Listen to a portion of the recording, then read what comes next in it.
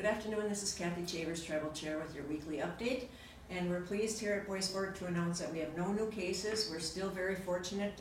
People are being very proactive and our staff have been doing a great job.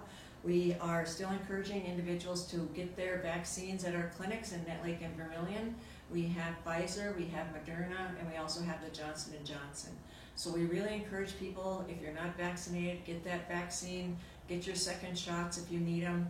But we're also seeing more cases of our 12-year-old and up getting their vaccine. So we're really encouraged about that. And so we really want to say that, we're really taking a great stride with defeating this pandemic, but it's not over again. Like I said before, we need to continue our safety protocols. We are pleased to announce Bois Forte received their American Rescue Plan Act funds, and that is for $18,256,144.99.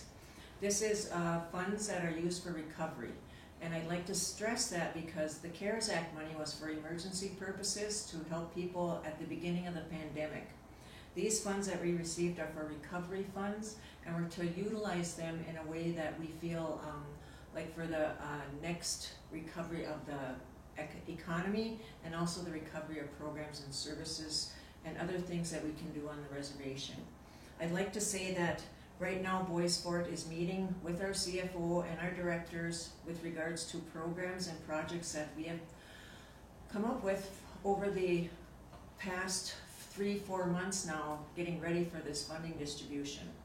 This first funding mechanism is $1.66 million out of the $1 billion that was equally distributed among tribes. The other portion of the $18 million is a formula that was developed by the U.S. Treasury using enrollment numbers for the tribes. So that was our calculation according to the formula, the $1.66 million, plus then using the enrollment numbers that were certified by the tribes.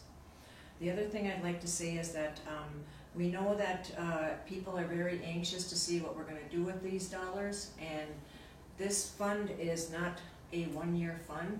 It has to be obligated by December 30, 2024 and spent by December 30, 2026. So as you can see, we have at least 4 to 5 years to spend this money and obligate it within 2. So we're going to make sure that we do priorities and make sure that everything that we're able to do with this funds is at the best interest of our band members. In my last video, I did say that I was gave the wrong dates for the Vermilion Powwow, and my apologies on that. The Vermilion Powwow is July 23rd, 24th, and 25th. We encourage everybody to come to the powwow in Lake Vermilion.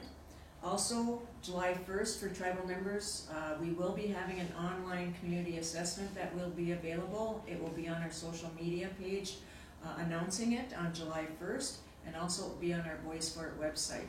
So we really want people's input with the community assessment, because that's where we'll be going with our strategic planning. And it also has some questions in there regarding elections, districts, and programs and services on the reservation. And there is comments in there. We encourage comments. There will be an incentive offered for this community assessment. So there is a requirement that you have to put your name and address on there as well.